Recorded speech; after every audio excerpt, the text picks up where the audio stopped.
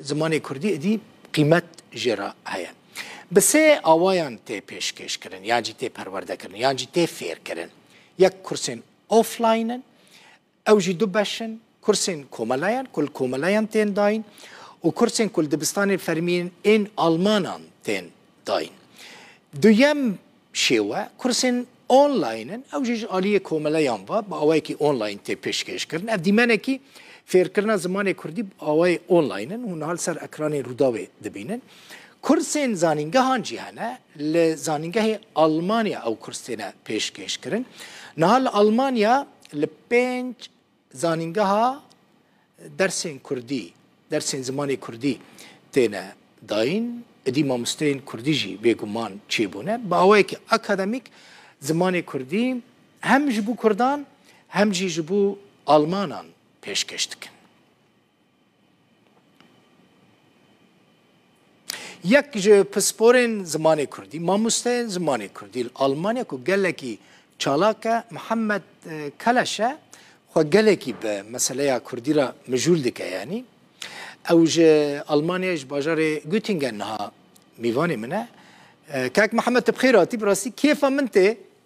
دما کد بینم او قاست سری خوب زمان کردی و فیر کردن زمان کردی را دایشینی تخوازم دست به که بزنم ممنونی جوی کاری خواه دست به که گلک سپاس با به میوانداری با به خواندنی از گلک ممنونم صدیق صد از کار خود ممنونم و کار خودش گلکی کیف خوشم جبر کو از هم یعنی هر دم دبیجم کو فیر کردن زمان کردیش با من هم وک پیشه از جی حس دکم هم جی وک هواس وک هوب یکیش با من کو تجاری اجی ترنابم باشه تج ممنونی جبر کت حزدکی زمانی کردی تج شاگرتان ممنونی يعني خلق حزدك ادي وك زمان دن مثلا زمان تركي الماني فرنسي انجليزي اسباني مثلا بكرديجي بخوينا فير ببا او عشق او حسكرن هيا از تنیل سر الگوری سر بهاتین خو الگوری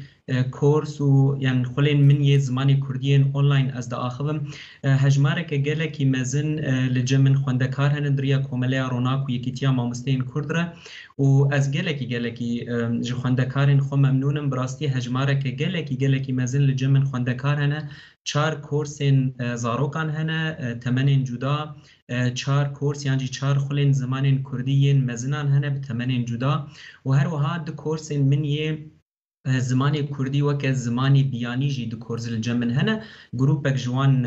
عرب و کردین کو نزانن کردی یعنی قد المال کردی نه اخذن هنجی جوان هن دکتور و کسین کارسازن عربن کورس که تایبت خوره بکرن و لالیه دنجی کورس من یه زمانی کردیش بو آلمانان جی هنا کورس من یه تایبت جی هنا هجماره که گله کی مزن الجمن خوندکارین زمانی کردی هنا و اوجی جهه کیف خوشی الجمن سدما هاتنا وانچیه بگو من گلک سدم لی از گلکی ممنونم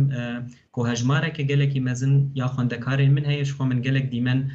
جرودا و جیره سر دا خوازا و شاندن کو هجماره که مزن یا خوندکارین من هیا به تایبت لسر آنلاینه زاروک فیر دبن یعنی زاروک انترسا زاروک لسر فیربونا زمانی کردی هیا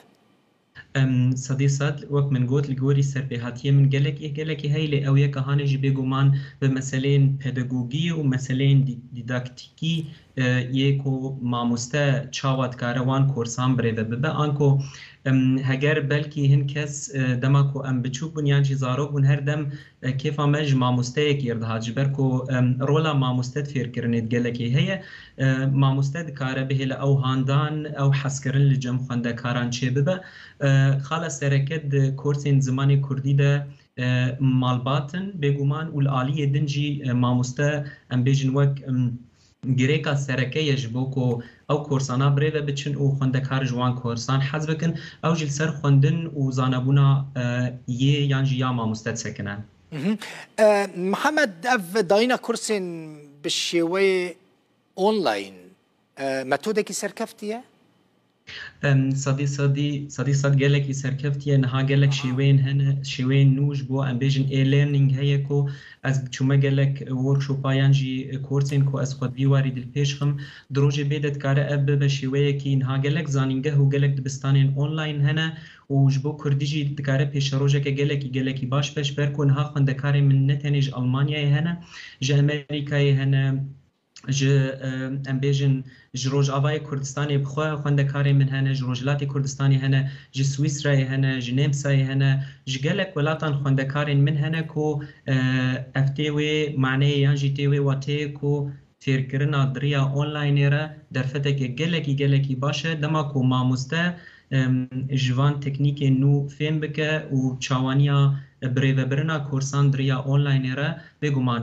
وک از هر دم دبیجم دست ج کورسین عرده نای بردان انکو مبستان پی کورسین آفلاین گلکی گرنگن والألمانيا أو كورسانان هنا للهمبري ويجي كورسي أونلاين جي دماكو يانجي ياما مستم جي تكنيكين أونلاين فين بك ودزاني با مثلا دريا أمبيجن انترنتيرا ودريا بروغرامين وك زومي وجبلي زوميرا وانيان پیشکش بکن دباوریام درفتك زيرين اجبو خواندکارین کرد. نه چند کس بریا تفیری کردی دبن چه روبرو چه جی آنلاین؟ گلک خواندکارین من هنه براستین ها تنیل سر آنلاین در دورا 35 خواندکارین من هنه جبلی العرضه جی هن کورسین من هنه لین ها من گلکی کیم کرنه جبر خواندنا خویا زانگه لسر آنلاین نزدیکی 35 خواندکارین من هنه وک من گود 4 کورسین زاروکان هنه 4 کورسین مزنان هنه با آستین جدا و یه زاروکان جی با آستین جدا لعالیه دن کورسین من یه جبو زمانی کردی وقت زمانی بیانی جی هنش برکو اوه بشک جو خواندنا هم بو که دما من زمانی آلمانی وقت زمانی بیانی و دیم خواند ام بیجن دوتش alles fremde und zweite Sprache و جبوی جی دما کو من اف بشانا خواندن یعنی او کارین یعنی جی شیان لجمن چه بو که از دکاری بم کردی هم وقت زمانی دایی که هم جی وقت زمانی دویم یعنی جی زمانی بیانی بدم فیر کرن. تشتكيدن مثلا هون ماموستين كل ألمانيا درسين كردي دذن قد هفديتنين وجفينين وكومالين وهنا صديقات قالك كوماله هنا يعني هري كامل ألمانيا يكتيا ماموستين كرد هي بجمانيا يكتيا ماموستين كرد نافي يكتيا ماموستين كرد أوروبا هي لي جرانيا وي بتر ألمانيا هي ودريا وي يكتيا وهمجي دريا كوماله روناكرا وك ام بيجن كوميتي كي هي ام قالك جاران هبدود بينن دريا يكتيا ماموستين كردرا تكليا ما قالك هنا وكيدن من بخوجي وك كوميتي كي آماده كريش خواندكارين من يكو بونا آستا سيم و بربجور ده جروبك واتساب ما آبا كريه چه كسين كو لدرين جدال ألمانيا يعني دروي ألمانيا كورسين زماني كردي ددن فير كرن دما كو برسك يعني برسيارك وي كسي يعني وي كسي هذا ام جهاب ده برسن و بهفرة ام هاف سر وقت دكن صديقتي جبو ألمانا مثلا أوروبي دبيجن زماني ألماني زماني كي قالكي زحمته كرديش بو ألمانا تشاوية يعني رحتا ألمان زوفيري كردي دبن نها دباوريا مدل سر ام بيجن هاندانا وي كسيان وي كسي تسكن اللي لجمن قالك خواندكار هنا از جارنال سر فيسبوك حنكات كم هم زافين كردان هنا هم جي بوكين كردان هنا قالك جوان ام بيجن هري ما بس تام بي قالك كس جوان هنا ينكو يا هوالكي يانجي ام بيجن هوالكوي هوالكي كرده يعني هن كس هند ألمان دوارين سوسيال دكارتكن مثلا جواكي ده وهن كس هنا جي كردي بالا واندكشين جبر بتابع دوار زانستي ده ام بيجن جبركو كردي زمانه كي هندو أوروبي يعني هردو جرمانية وبالا جالك كسان بتابع دكشين دوار مجارة أرجرتيفي ده يعني زمان أرجرتيفي ده ميناك بروفيسور مد بشه زماناسي ده وهن كسين كل بردس تيوي كار دكن قالك ميناكاج زمان كردي بتايبت زاراوي كرمانجيتي نجبو مسألة أرجرتيفي يعني أرجرتيفيتي وجبو يجي وقت من قوت قالك كست خوازن فيري كردي بنو هر كسك جوان هاندانا ويان وي جداية جيادن لي بالكشاندنه قالك خوش هي وبتايبت الجوري از السرت بهاتي خود آخذم قالك خندكاري مية ألمان هنا تشيين دريا وانين تايبترا تشيجي وكي أمبيجن جروب لدبستان ألمانيا دي درسا كردي زمان كردي تي حسباندنا يعني نوت لسر هنا صدی صد از خوازم وی که بجم نهال آلمانیای هری کم لشش ایالتان یعنی بوندسلاندان لآلمانیای زمان کردی بفرمی هیا و او دیو باو دکارن دریا ام بيجن دستيا پرورده دي يعني جير ألمانيا بيجن شول أمتيرة دكارن سرليداني بكن وداخوازا ام بيجن كورسين زماني كردي بكن هروها لجلك دبستانين تايبت وقفة هائس ام بيجن أوجي كورسين زماني كردي هي دماكو كسب خوازن لآلية دن لبينج زانينجهان لألمانيا بفرميد بالناوي إيرانيستي كيرا كردولوجي هي ودماكو خندكار بخوازن الوان دران كورسين زماني كردي هنا او كسانات كارن باورنامين فرمي ورگرن حتى استا سي اين سي او بتايبت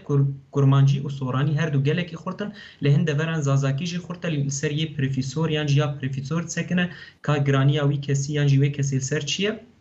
وقت من قوت جبلي ولو الحميد زانينجها جي درفتين كورسين زماني كردي هي دماكو داخواز لسرهبه يعني دماكو جروبك خوندكار الوي زانينجها هاني داخوازه که فرمی جوی زانینگه بکن کو ام کورس کردی دخوازن او کس دکارم پیدا بکن و ابی گلکی حسان لیتنید ویکو داخواز لسر هبه و سر لیدانه که فرمی هبه محمد بهتر خلق کی جان دوره انترساوان حسکرنا وان جه فیربونا زمان کردی راه مثلا نه كردين كدري براستي خوندكارم سري صدي حشتي كردين روجاباي كردستانينا بشترا ريجيا دويم كردين روجلاتي كردستاني وتابت كردين سنة وأورمية قالكي الجمن هنا تشي كرمانج بن تشي سوران بن اري الروجاباي كردستاني تبلهبن براستي از نكارم ريجيا كي بيجم لي بلكي ريجيا هري بربچاف بناف خلين من زماني كردي دا كردين عفرينينا قال لك باشا يفيدكم كردين دنجي جرينجيا كباش وك خلكين دن بدن زماني خوا بتايبتي كردين باكوري كردستاني هر دمر رخنته سروان كو زيدا جرينجي نادن زماني كردي براستي فدكاري مش باكوري كردستاني هنجي از في كي بجملي هجمارك قال لك كيما اوجي انزان بسدمي ويتشيه لي وك من قوت برانيا فدكاري من جروجافاي كردستانينا مالت آوا قال لك سپاس محمد كلش ماموستای زمانی کردی جه آلمانیش باجری گوتینگن قال لك ممنون سپاس بوده هبتايبيني سپاس بله او وديت او مسألة زمان بو مسألة كدنجي هاي انها دنيا بيرا مجولا نتوين يكبوي بيرا مجولا سازين قريداي نتوين يكبوي بيرا مجولا مسألة كوچ برانا نتوين يكبوي يو ان لسويسرا الباجار جنيف كونفرانسا كمزن يا ناف دولتي لسر كوچ بران بگشتي بالتايبتي لسر كوچ برين سوري بالريبد به جا هريما كورسان جوه درجي وزير نافخوا ريبر احمد ووزير پرورده بشتار بونه لهريما كورسان نزيكي دسد و شست و پنج هزار كوچ برين روج آوای كردستان دمينن ده كونفرانسا جنيف ده بهتر بحثا روشا كوچ بران